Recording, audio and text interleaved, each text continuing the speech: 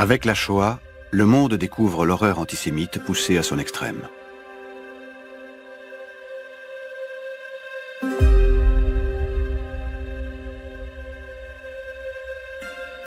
Entre prise de conscience et bouleversements géopolitiques, arrive le temps de grands espoirs et de nouvelles inquiétudes.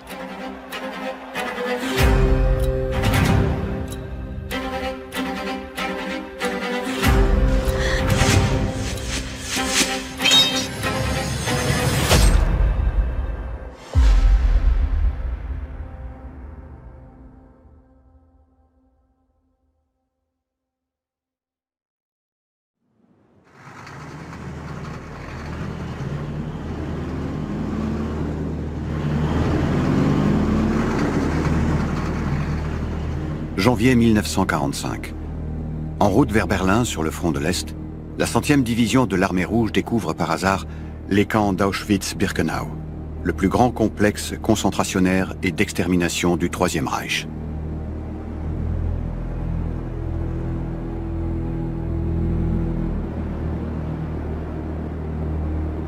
Pourchassés, déshumanisés, 6 millions de Juifs ont été assassinés durant la Seconde Guerre mondiale par fusillade de masse ou par gaz.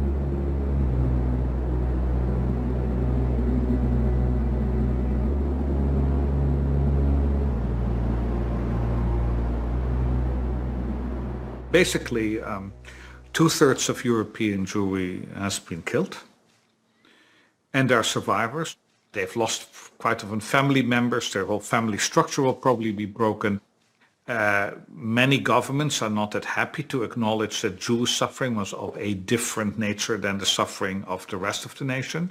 Die meisten dieser Rückkehrer haben keine sehr nostalgische Erinnerung an diese Rückkehr. Sie wurden nicht mit offenen Armen empfangen. Ich kenne die Geschichte von meinem Vater, der selbst im Mai 1945 aus dem Konzentrationslager befreit wurde, in seine Heimatstadt in der Nähe von Auschwitz zurückkam. Und er sagte, wir mussten uns verteidigen. Wir mussten uns verteidigen, denn viele Polen wollten jetzt natürlich unsere Wohnungen, die hatten sie sich angeeignet. Und dann sagt, was, jetzt haben noch Juden überlebt, die kommen zurück. Und diese Geschichten hört man ganz oft.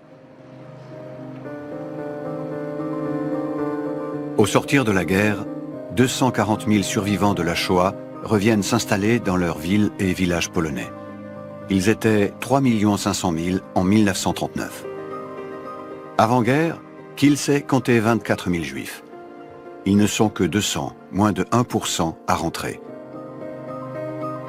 Découvrant leur maison occupée par des Polonais, n'ayant nulle part où aller, 160 d'entre eux sont accueillis dans un immeuble mis à leur disposition par une organisation juive. Ils vont y recommencer leur vie. Mais à peine un mois après leur installation, une rumeur parcourt la ville. Des Juifs auraient séquestré un enfant dans cet immeuble. Ils sont accusés d'avoir enlevé le jeune garçon afin de pratiquer des transfusions sanguines prétendument nécessaires à leur survie au sortir des camps de la mort. Robotnicy zostali zawiadomieni przez rodzinę chłopca, ponieważ cała rodzina Błaszczyków właściwie pracowała w Ludwikowie, czyli w tej fabryce, która dołączyła do tłumu, i po południu, około 12, po drugim śniadaniu przyszła na planty. I tak się zaczyna pogrom kielecki.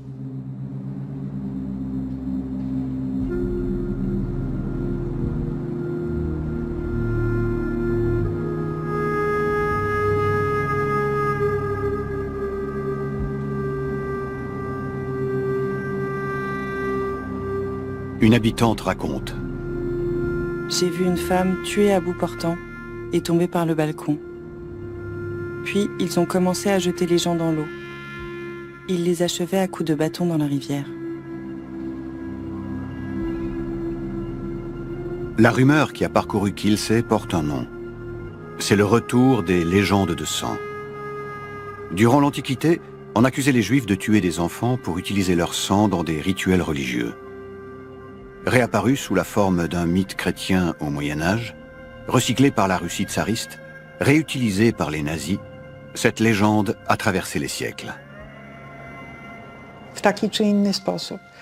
Innymi słowy, za tymi legendami, o których tu mówimy, zawsze stoją ekonomiczne przyczyny mordu. One zawsze istnieją. Tak jak w przypadku tego bankiera, który w Norwich, tak i tutaj te ekonomiczne przyczyny są ewidentne. Au cours de ce pogrom, 42 juifs sont tués et 80 blessés.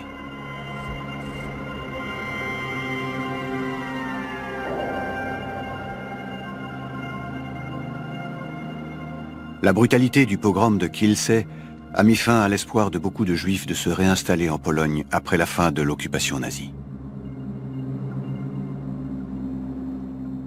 Certainly, the Poles became not less anti-Semitic after the war. Many people have profited from Jewish property. There's very little to share. So everyone who comes back, in a sense, is a competitor. Das heißt, man wollte eigentlich nicht dort bleiben. Man wollte vielleicht auch nicht in einem kommunistischen Regime bleiben. Aber wohin konnte man gehen? Nach Israel? Nein, Israel gab es ja noch nicht. Die Briten haben die Tore Palästinas verriegelt, haben eigentlich legal niemand reingelassen. Die Amerikaner hatten sehr rigorose Einwanderungsgesetze. Und nun kamen diese in Osteuropa lebenden Juden ausgerechnet nach Deutschland.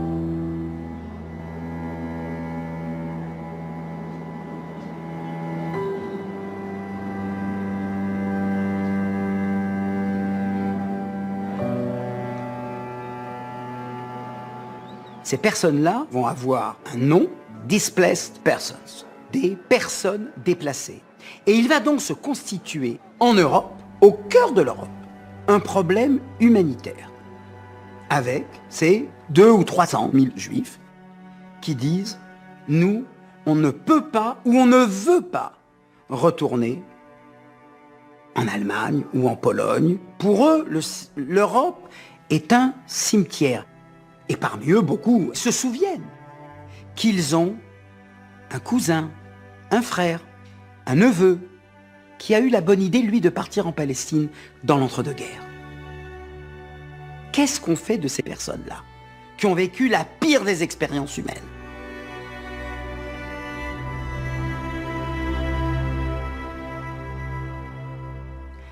Et là, à l'ONU, et je dirais dans l'opinion publique internationale, on comprend qu'on ne saurait opposer de veto à leur demande élémentaire de se retrouver dans cette patrie qui va faire d'eux des citoyens. Pour beaucoup de juifs rescapés, la Palestine devient la principale destination possible. Ils veulent rejoindre les 600 000 juifs déjà présents sur ce territoire et qui ont posé les fondations d'un futur État en construisant infrastructures, administration et universités. La création d'un État refuge confère une légitimité morale au combat des Juifs arrivés depuis la fin du XIXe siècle. Le 29 novembre 1947, l'Assemblée générale des Nations unies adopte une résolution prévoyant un partage entre un État arabe et un État juif. L'ONU confie cette mission aux Britanniques encore présents sur le territoire. Le plan de partage est rejeté par le leadership arabe déterminé à l'empêcher par les armes. Les Britanniques décident alors d'abandonner leur mission et précipitent leur départ. Le 14 mai 1948, David Ben Gurion proclame la naissance de l'État d'Israël.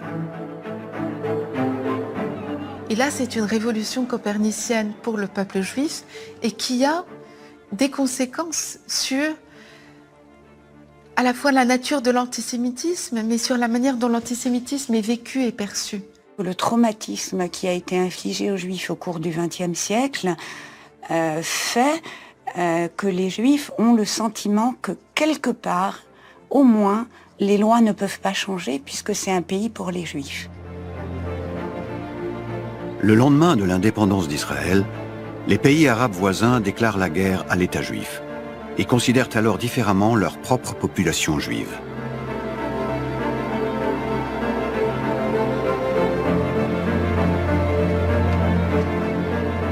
Les Juifs d'Irak et du Yémen sont les premières victimes d'un antisémitisme prenant prétexte de la création de l'État d'Israël.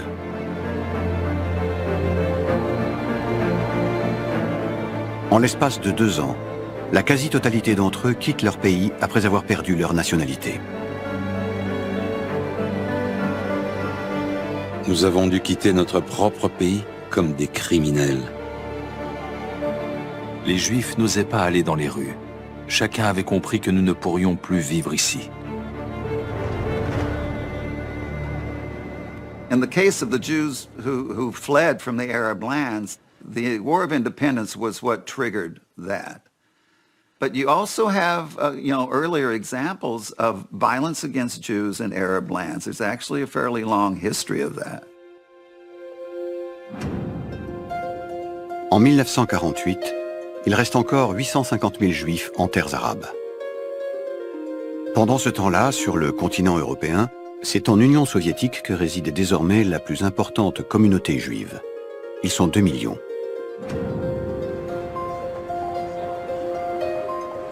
Présents dans toutes les couches de la population, certains font aussi partie des élites culturelles et politiques. Protégés individuellement dans leur engagement au sein du régime soviétique, il leur est difficile, parfois impossible, de préserver leur identité juive.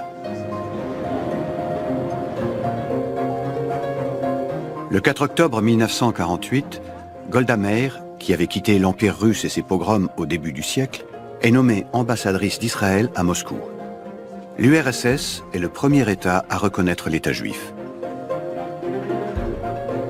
Dans les rues de Moscou, des dizaines de milliers de Juifs accueillent Golda Meir au cri de « Le peuple juif est en vie ». Mais Staline est méfiant. C'est pour lui la manifestation trop criante d'un nationalisme juif. Elle est reçue avec un enthousiasme, avec une émotion, lorsqu'elle se rend à la synagogue de Moscou. Et c'est vraisemblablement ce qui fait peur aux soviétiques. Ils ont le sentiment que cette communauté juive se reconnaît dans ce nouvel État d'Israël qui vient à peine de naître. C'est là que le tournant antisémite de la politique soviétique va prendre toute son ampleur. 2 mois plus tard, Staline organise la liquidation du comité antifasciste juif après avoir commandité l'assassinat de son président, Solomon Michols. Soucieux de l'adhésion au communisme, Staline lutte contre toutes les religions et veut renforcer l'identité slave comme point de ralliement à l'URSS.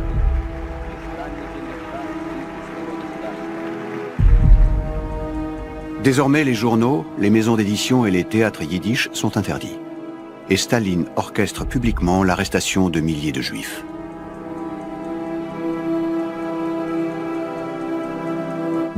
Pour la première fois, en Europe, après la Shoah, on a un régime qui mène ouvertement une campagne d'antisémitisme d'État. En 1952, Staline souhaite mettre la République tchécoslovaque au pas et se débarrasser de la direction en place à Prague. Le 20 novembre s'ouvre le procès de 14 membres importants du Parti communiste qui sont accusés de conspiration. 11 des accusés sont juifs. Parmi eux, Rudolf Slansky, secrétaire général du parti. Dans le cas du procès Slansky, du procès de Prague, les soviétiques font appel à un imaginaire séculaire de l'antisémitisme, où le juif est par nécessité un traître par excellence. Slansky va être présenté comme un suppôt du sionisme. Avec ce mot valise de sionisme, on va trouver le subterfuge. Au lieu d'employer, on ne peut pas, cet interdit pèse encore, et plus encore après la Seconde Guerre mondiale, on ne peut pas s'afficher ouvertement antisémite, il suffit de leur plaquer cette étiquette infamante. Et en gros, dans ce vocabulaire-là, sioniste veut dire juif. Kdo prováděl tyto akce? Akce byly prováděny za pomoc sionistické organizace, řízeny byly z Izraelu. Le dernier témoin, appelé à la barre, Simon Orenstein, invente une histoire. Il raconte que les dirigeants sionistes auraient pour objectif de détruire le bloc de l'Est et de contrôler le monde à partir d'une base militaire secrète. le mythe du complot juif inventé par la Russie tsariste, réutilisé par les nazis, est à présent recyclé par Staline sous la forme d'un complot sioniste. 6 semaines plus tard, Staline met en scène à Moscou un procès spectaculaire appelé le complot des blouses blanches.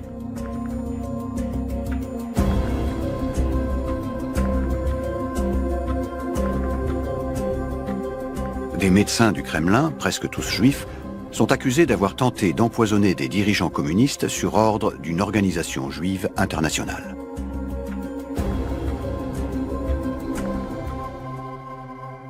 Staline meurt 3 mois plus tard. L'écrivain Vassili Grossman travaille alors à un roman qui dénonce sans concession la société soviétique pendant et après-guerre.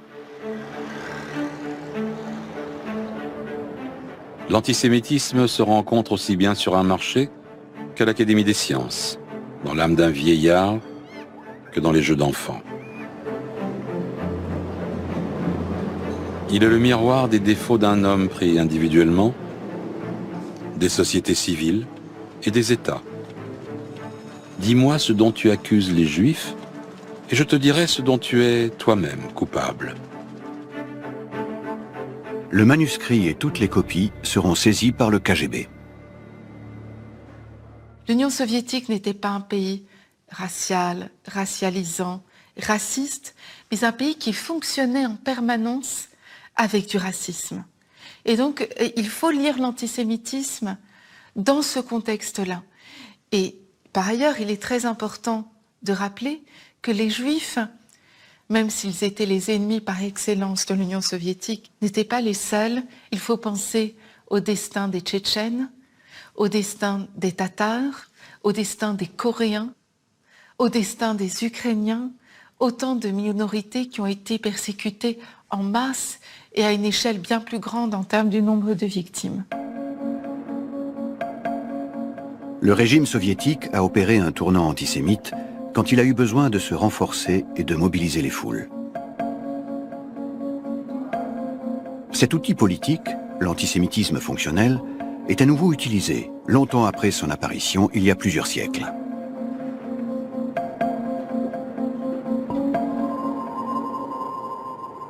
L'adjectif fonctionnel accolé donc à l'antisémitisme est une façon de comprendre finalement pourquoi cette doctrine de haine a connu une telle longévité. C'est une façon de signaler que l'antisémitisme donc sert surtout à des personnes qui soit détestent vraiment les Juifs, soit ont intérêt à détester les Juifs ou à faire croire qu'ils détestent les Juifs ou qu'ils les considèrent de manière négative. Et comme l'a montré Hannah Arendt, ces régimes totalitaires ont besoin en permanence d'être mobilisés au service de quelque chose ou contre quelque chose. Et d'ailleurs, plutôt contre quelque chose. Tout comme en URSS, pour asseoir leur autorité, les leaders du monde arabe vont pointer des ennemis intérieurs. L'antisémitisme fonctionnel va devenir l'un des instruments de cette stratégie.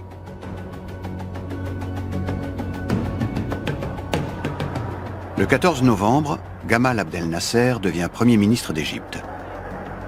Après avoir consolidé son pouvoir, il unit le monde arabe sous sa direction et en devient le porte-parole.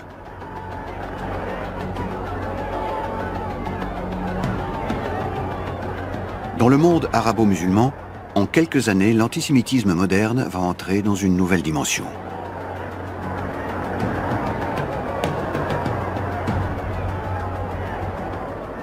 Arab nationalism has its strongest origins in Egypt. Nasser's developed a great deal of admiration for European nationalism in general and German nationalism in particular. And he saw this as a way of restoring Arab identity, Arab pride, a sense of Arab destiny.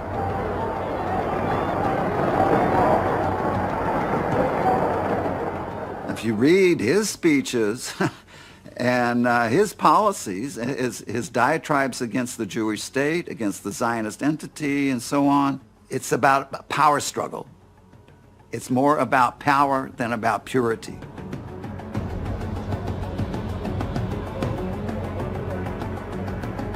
Au cœur de plus en plus de discours, Israël et les Juifs deviennent les responsables de la difficulté à réaliser l'unité du monde arabe. En Égypte, ils sont présentés comme une cinquième colonne et la cause des malheurs du pays. C'est le retour d'une accusation propagée ici 2000 ans plus tôt. À Alexandrie, en 38 après Jésus-Christ, les Juifs étaient considérés comme responsables de la chute de l'Égypte aux mains des Perses, puis des Grecs et enfin des Romains. Il faut expliquer l'échec. Et quand il faut expliquer l'échec, il faut mobiliser des explications rationnelles et irrationnelles. On va dire, on a échoué parce que les Juifs dominent le monde, parce que les États-Unis sont à la solde d'Israël, parce que la presse, les médias sont tenus par des Juifs. On a réactualisé l'idée qu'on ne combattait pas les Juifs en tant que tels, mais qu'on combattait une engeance qui était liée, non pas protégée, mais qui était d'essence en quelque sorte satanique. Et c'est ce qu'on retrouve bien effectivement dans la caricature arabe à partir de 48, où l'on voit effectivement les stéréotypes qui étaient ceux de la caricature nazie. Et donc il y a encore une fois cette idée très prégnante et qui permet de rassurer. Si on prête aux Juifs le fait d'avoir des liens secrets avec le démon, avec Satan, eh bien on peut effectivement justifier pourquoi on n'est pas capable d'en terminer avec cet état-là. Nie znając języka arabskiego, nie mogłam przeczytać, co jest tam napisane, ale znajdowałam tam przykłady w charakterze odsyłaczy bibliograficznych. To Polska katolicka zainfekowała Rosję. I tak samo dzieje się dzisiaj z tą podróżą wątków do krajów arabskich. Po prostu wszędzie ludzie śnią, jeśli potrzebują coś odreagować. Pour propager l'existence d'un complot juif, le frère de Nasser va se servir lui aussi des protocoles des sages de Sion, la propagande antisémite la plus vendue à travers le monde. Il édite une nouvelle version et la diffuse dans le monde arabe. Moi, j'ai été saisi en visitant au Caire le bazar dans lequel il y avait en arabe la version actualisée des protocoles des sages de Sion. J'étais stupéfié de voir ce faux fabriqué par la police tsariste, remis au goût du jour par Goebbels, à présent dans un bazar au Caire. The history has an impact on the psychology of people. And if you see wars where Muslim countries go to war against Israel and then Israel wins, they are not the feeble ones, but they turn out to be the stronger ones in this case, then this can lead to some psychological reactions, I think, where how can you explain this if in the tradition Jews are inferior, but now the reality shows you this does not work. So it's very easy then to say, okay, this can only be because there's a conspiracy.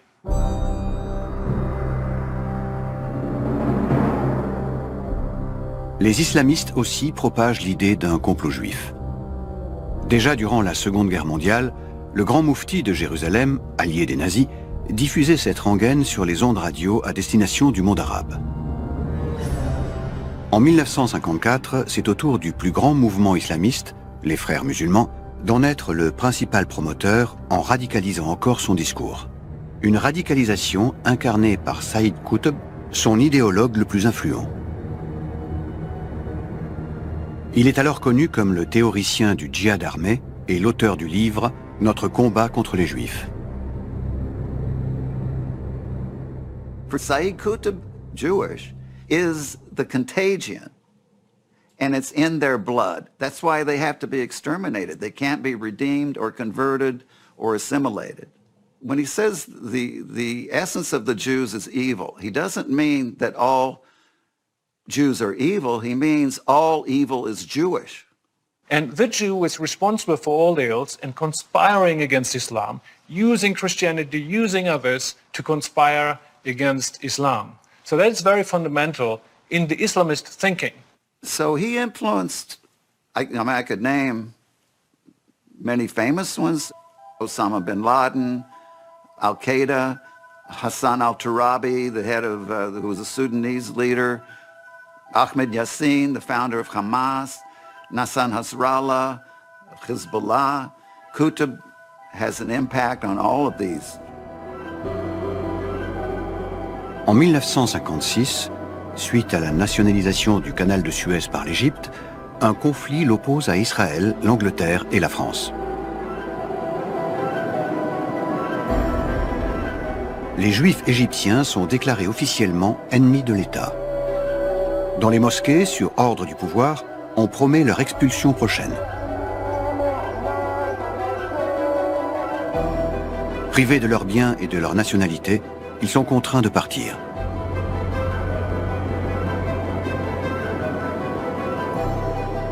Dans les 15 ans qui suivent, les populations juives quitteront dans leur grande majorité l'Algérie, la Tunisie et la plupart des pays du monde arabo-musulman où elles vivaient depuis des siècles. La discrimination, les intimidations et les violences, sans être les seuls facteurs, sont déterminantes dans ces départs. Dans ces pays, il n'existe plus vraiment de communauté juive, mais l'antisémitisme continuera à se développer. When the Jew is demonized, when the Jew becomes the source of all evil, the Jew becomes as invisible as Satan. The Jew is not anyone you can see or point to. The Jew is a concept, not a person. Dans ces pays, un antisémitisme sans juif imprégnera une partie de l'opinion, au point de devenir acceptable et visible dans des programmes grand public à la télévision. On le retrouve même dans des caméras cachées où l'on s'amuse à faire croire à des personnalités qu'elles participent à une émission avec des juifs israéliens. L'antisémitisme n'y est plus tabou, mais assumé.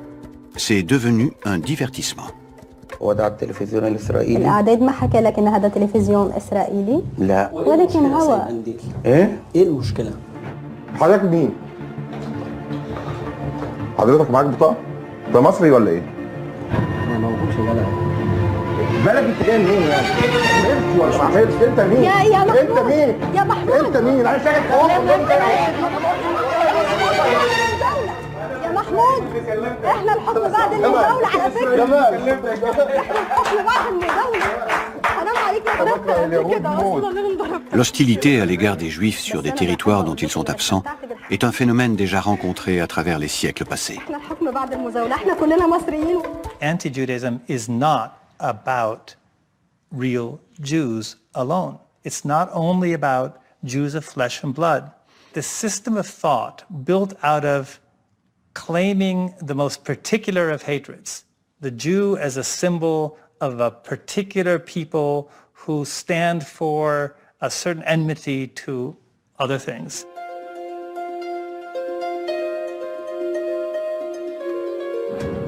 Au milieu des années 50, les Juifs représentent 0,005% de la population mondiale. Un tiers d'entre eux vit en Europe. Ils sont 3 500 000. En Israël, leur nombre avoisine 1 600 000 personnes. C'est désormais en Amérique que vivent plus de la moitié des populations juives. Ils sont près de 7 millions.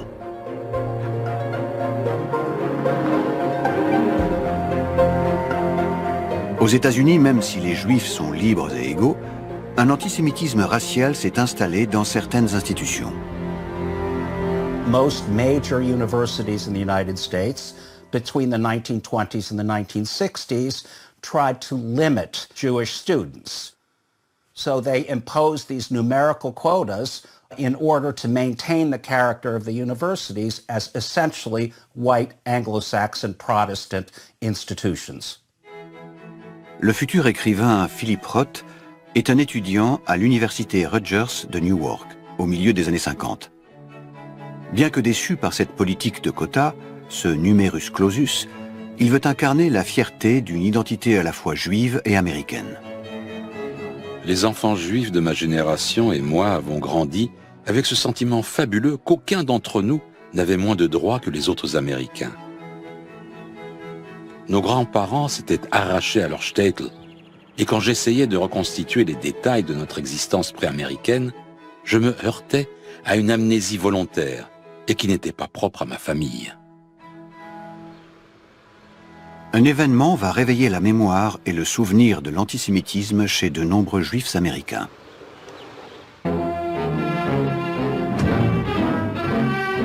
In Jerusalem, the trial of Adolf Eichmann begins, reviving memories of the Nazi horrors of the... En 1961, le procès d'Adolf Eichmann a une résonance internationale. Criminel de guerre nazie, il est l'un des responsables de la mise en œuvre de la solution finale durant la Seconde Guerre mondiale. Son procès donne la parole à de nombreux survivants et constitue la première poursuite devant un tribunal pour crimes contre le peuple juif. Another result of the Eichmann trial was the fact that it made many Jews in the United States, for the first time, really confront the enormity of what had happened in Europe under the Nazis. And it produced a very kind of militant Judaism here. We had groups appear like the Jewish Defense League that were very militant and saying, never again.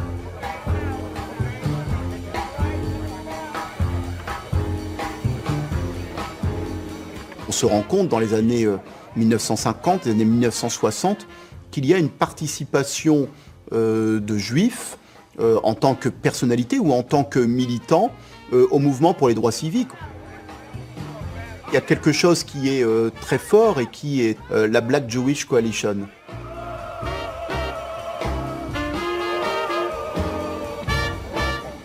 So there was quite a period in which Jewish people and black people in the United States were very much together, very much pushing forward on civil rights together. And in fact, as a result, it was not only black people who were being martyred, who were being murdered by the Klan and police in the South, it was also, to a fairly significant extent, Jewish people.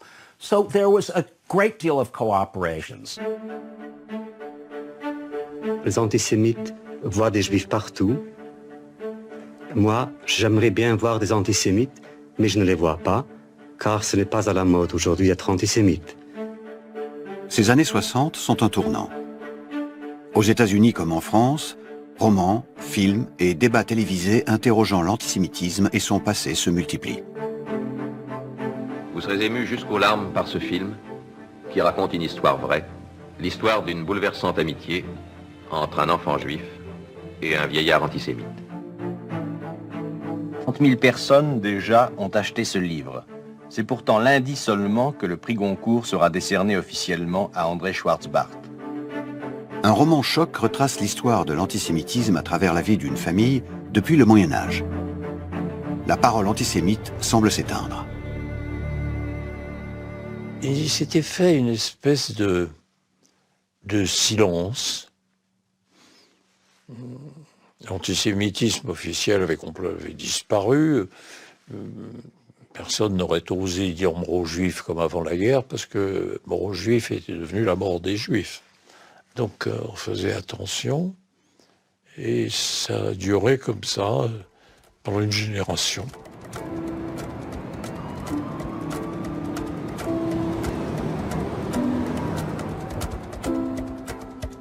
Les années 60 sont aussi le temps de l'analyse et de l'étude du phénomène dans les universités. De Hannah Arendt à Stanley Milgram, sociologues, psychologues et philosophes sondent les mécanismes universels de la haine. Il y a une demande très forte d'essayer d'expliquer le phénomène. Et je dirais également avec une certaine modestie, c'est-à-dire en sachant bien qu'on éclaire une part du problème, mais qu'on ne l'épuise pas. Voilà. À Paris, depuis la fin de la guerre, l'historien Jules Isaac multiplie les livres faisant la genèse de l'antisémitisme. Au début des années 60, sa parole va avoir un impact mondial sur la perception des Juifs. On me dira, pourquoi vous tournez du côté de l'antisémitisme religieux chrétien qui ne joue plus de nos jours qu'un rôle secondaire? Pourquoi? Parce que je suis historien habitué à considérer de tels problèmes dans toute l'ampleur de leur durée et non pas dans l'instant présent passager, éphémère. L'enquête historique m'a révélé que la racine la plus profonde de l'antisémitisme était un certain enseignement traditionnel chrétien qui s'est exercé pendant près de 2000 ans, de génération en génération, pendant des siècles, par des milliers de voix.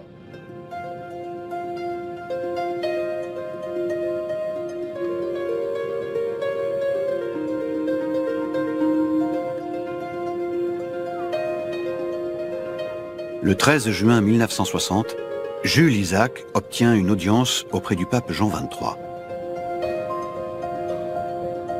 Jules Isaac va dire à Jean XXIII que c'est pas possible pour un chrétien d'être dans ce déni et d'ignorer que sur les terres chrétiennes, des juifs ont été persécutés. Lors de cet entretien, le pape déclare « Vous avez le droit à plus que de l'espoir ». 2 ans plus tard, le 11 octobre 1962, il ouvre à Rome le Concile Vatican II, qui rassemble 2300 évêques venus du monde entier. Ils travaillent à redéfinir la place de l'Église dans le monde. Un de leurs objectifs est d'établir de nouvelles relations entre le christianisme et le judaïsme.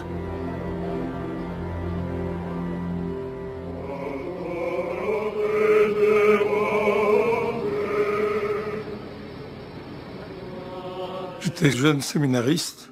Je voyageais à Rome pour assister à la dernière session. L'idée était indispensable pour qu'il y ait un regard de nouveau positif sur le peuple juif et sur le judaïsme.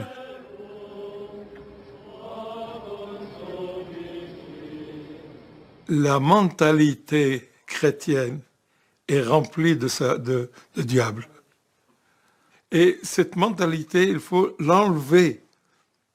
C'est le poison qui se trouve dans toute religion. Le pape demande qu'on revoie la liturgie et qu'on revoie le catéchisme, comme le fait de radier dans la liturgie la mention des juifs perfides.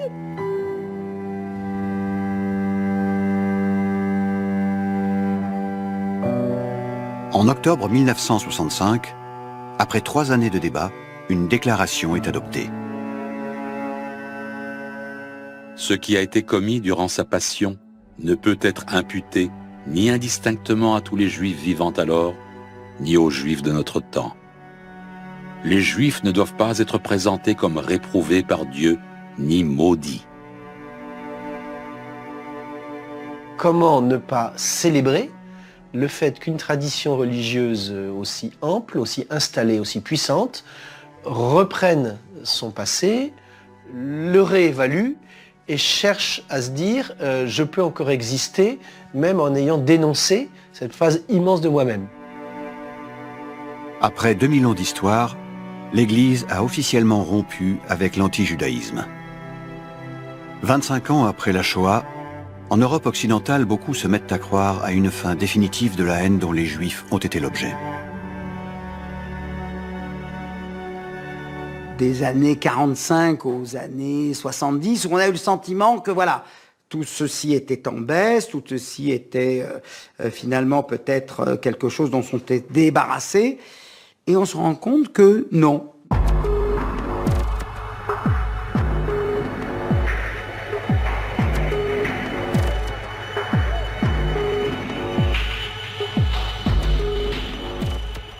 Ja, wie immer, es gab Kontinuitäten und Brüche im Antisemitismus. Es gab aber auch den linken Antisemitismus. Oft vergessen, eine ganze Anschlagswelle dann in den Jahren danach, im Jahr 1970, ein Anschlag auf das jüdische Altersheim in München, in dem auch teilweise Holocaust-Überlebende ihr Leben verloren. Ces attentats font de tout juif une cible potentielle afin d'attirer l'attention sur la cause palestinienne. If one definition of anti-Semitism is to imagine and exaggerate the power of Jews and imagine that power as a primary challenge that must be overcome in order to secure the well-being of your community or the world, Israel poses a peculiar chapter in that history. Dans une partie des mouvements d'extrême droite européenne, mais aussi dans certains mouvements d'extrême gauche, un antisionisme radical se diffuse et estompe ses frontières avec l'antisémitisme. L'antisémitisme de gauche n'a pas totalement disparu après la Seconde Guerre mondiale et il va connaître une seconde jeunesse à la faveur du conflit israélo-palestinien qui va reproposer la figure des Juifs en figure d'oppresseurs. Mais je crois qu'il est important de dire aussi que toute une partie de l'extrême gauche n'est pas antisémites, qui trotskistes, qui maoïstes, qui n'ont jamais été antisémites. Le fait de vouloir aussi se donner parfois une dimension anticoloniale peut favoriser ce type de basculement ou des phénomènes de légèreté coupable par rapport à des courants dont il est pourtant manifeste que leur mobilisation politique est une mobilisation d'hostilité non seulement envers un État en particulier, ce qui déjà en soi pose problème, mais en réalité est une hostilité qui est une hostilité antisémite.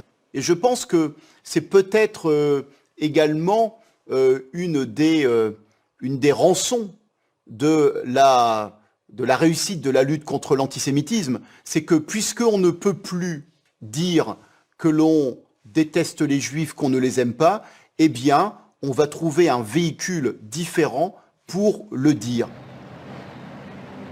L'année 1975 consacre la force de ce mouvement à travers le monde. Le 30 août, à Lima, au Pérou, se tient la conférence des ministres des Affaires étrangères des 77 pays non alignés, allant du Yémen au Sri Lanka, de Cuba au Burundi.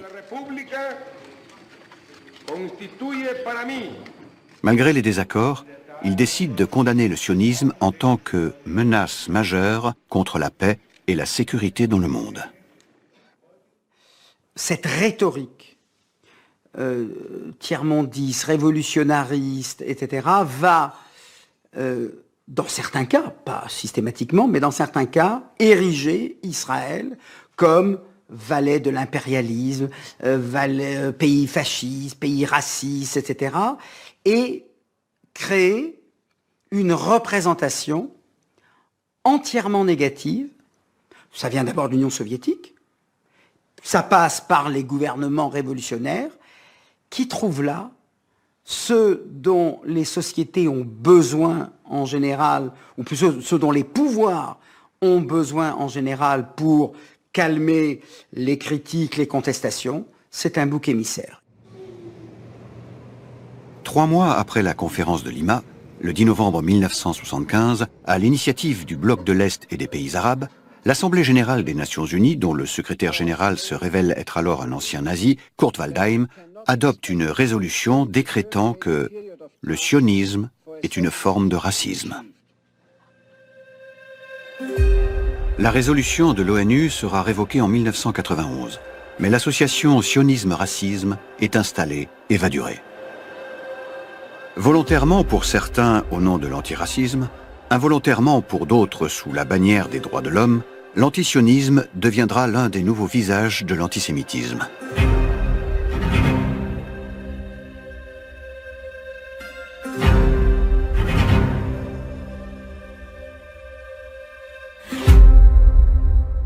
Why would you identify Zionism with racism? You identify Zionism with racism because we know racism is evil. And what is morally required when we are faced with racism? We have to put an end to it. Ich kann ja Israel kritisieren, ich kann ja was gegen Israel sagen, ich kann ja gegen Israel was unternehmen. Das hat ja noch nichts mit Antisemitismus zu tun. Das stimmt natürlich. Natürlich kann jeder Israel kritisieren, das ist ja ganz klar. Aber in dem Moment, in dem antijüdische Stereotypen benutzt werden, in dem Moment wird natürlich ein Kreis geschlossen. Und da wird wieder ein Bild gegen die Juden benutzt, wie wir es seit Jahrzehnten oder seit Jahrhunderten schon kennen. There certainly are people for whom the power of Israel is overwhelming. I think, for example, of a Palestinian living in the West Bank or Gaza. For those people to imagine the primary challenge to their world as being Israel or even the Jews is not anti-Semitic. In some ways it seems understandable in terms of the real conditions of their life. At the same time, for millions of people to imagine the primary challenge to the world to be Israel, that is a very different thing. Un ignoble attentat raciste a été commis aujourd'hui en fin d'après-midi à Paris. Il s'agit d'une bombe qui a été placée un peu avant 19h devant la synagogue de cette petite rue du 16e arrondissement. Pour la première fois depuis la fin de la guerre, on a assassiné des Français parce qu'ils étaient juifs. Au début des années 80, la série d'attentats déclenchés en Allemagne en 1970 touche le reste de l'Europe. Quel sentiment vous avez aujourd'hui? J'ai un sentiment de honte et de douleur et de désespoir. Le retour d'actes meurtriers, bien qu'isolés, est une onde de choc. Des centaines de milliers de personnes descendent dans les rues de Paris, Vienne et Anvers. Durant les années 80, les mobilisations de masse contre le racisme se multiplient. La parole antisémite devient un délit dans les lois de nombreux pays. Et l'on se préoccupe avec plus d'intensité du sort des Juifs à travers le monde. En Israël, aux États-Unis ou en Europe, les opérations de soutien aux Juifs discriminés du RSS se multiplient. C'est aussi durant ces années que l'opinion publique européenne mesure avec plus d'intensité l'ampleur du génocide et les conséquences d'un antisémitisme poussé à son extrême.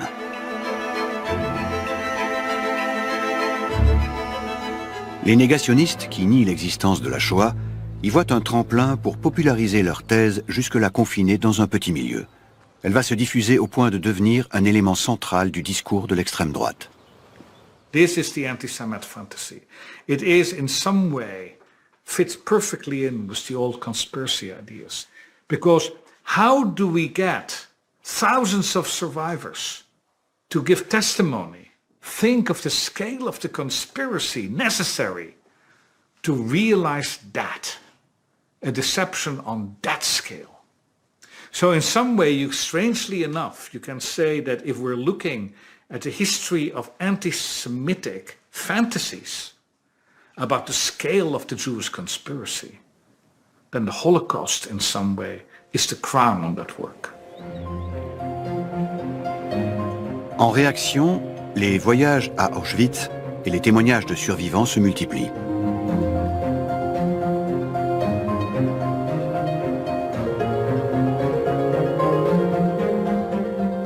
Des procès sont intentés et gagnés en Angleterre et au Canada. Ils démontrent la nature antisémite des négationnistes. En France, l'avocat et ancien ministre de la Justice, Robert Badinter, fait partie de ceux qui les affrontent devant les tribunaux. Tout à l'heure encore, vous a répété, oui, cette entreprise, cette escroquerie politico-financière. Alors, ça veut dire quoi?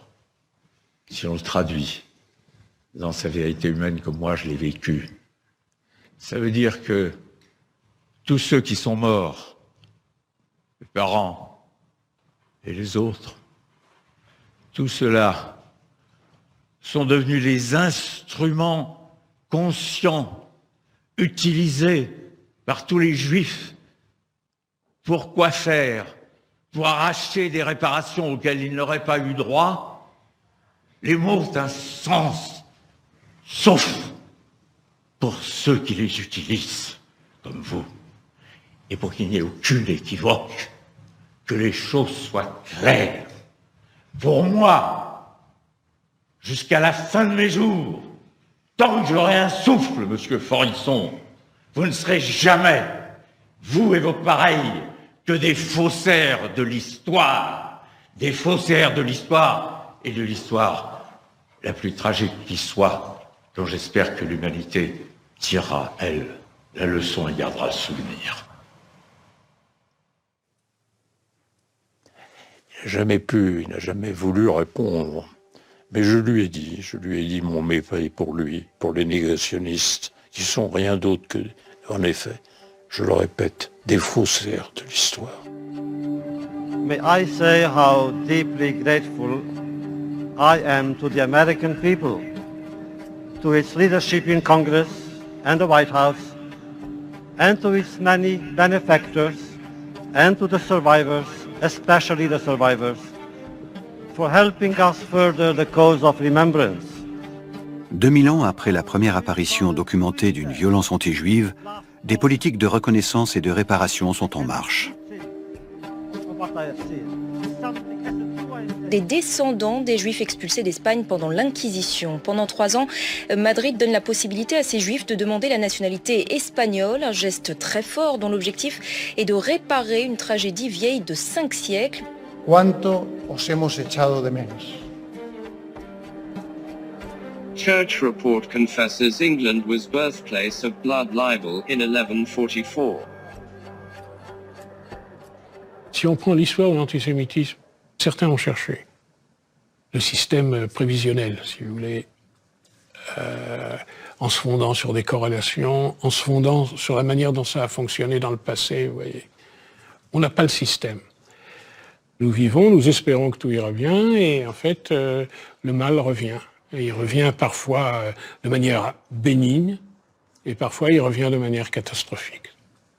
Wenn Sie heute einen Angriff auf eine jüdische Einrichtung in Deutschland erleben, dann fragen Sie zunächst mal, also zumindest glaube ich geht das den Mitgliedern der jüdischen Gemeinde so, woher kommt das eigentlich? Aus welcher Seite? Waren das Rechtsextreme, waren das Linksextreme oder waren das Islamisten? Und das zeigt natürlich schon auch ein wirkliches Problem auf. Man ist sozusagen Zielscheibe für die verschiedensten Gruppierungen.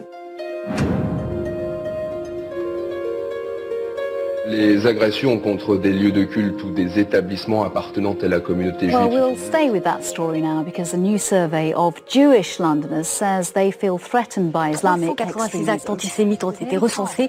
C'est 120 de plus que l'an dernier. Sur la même période, je précise. We must confront the reality that around the world anti-Semitism is on the rise. We cannot deny it. Les actes antisémites ont augmenté de 45% en un an, entre janvier et août. Un nouvel épisode de l'antisémitisme est en train de s'écrire. Mais sa mise en perspective historique est encore prématurée, car il s'inscrit dans notre actualité. Un nouveau chapitre d'autant plus difficile à lire tant il est nourri à la fois d'espoir et d'inquiétude. Alors que l'antisémitisme n'a jamais été aussi dénoncé, pénalisé, condamné, il redevient parfois décomplexé, parfois ne dit pas son nom. Parfois au nom d'une liberté de haïr, ou parfois masqué, car trop honteux, il prend des formes nombreuses et nouvelles. Certains le véhiculent sans même en avoir conscience, ni situer dans quelle histoire il s'inscrit. D'autres, au contraire, savent très bien où puiser dans son passé.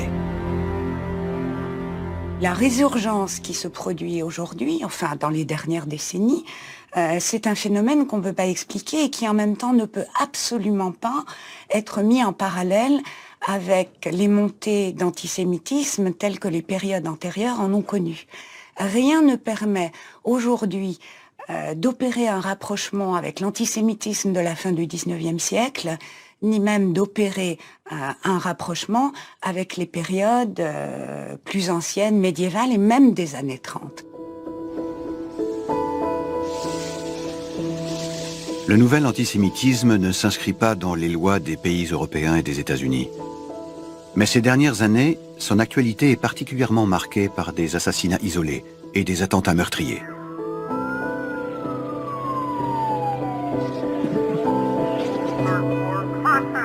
Pour la première fois aux États-Unis, commis au nom de l'ultra-droite, à Pittsburgh, Jersey City, Muncie.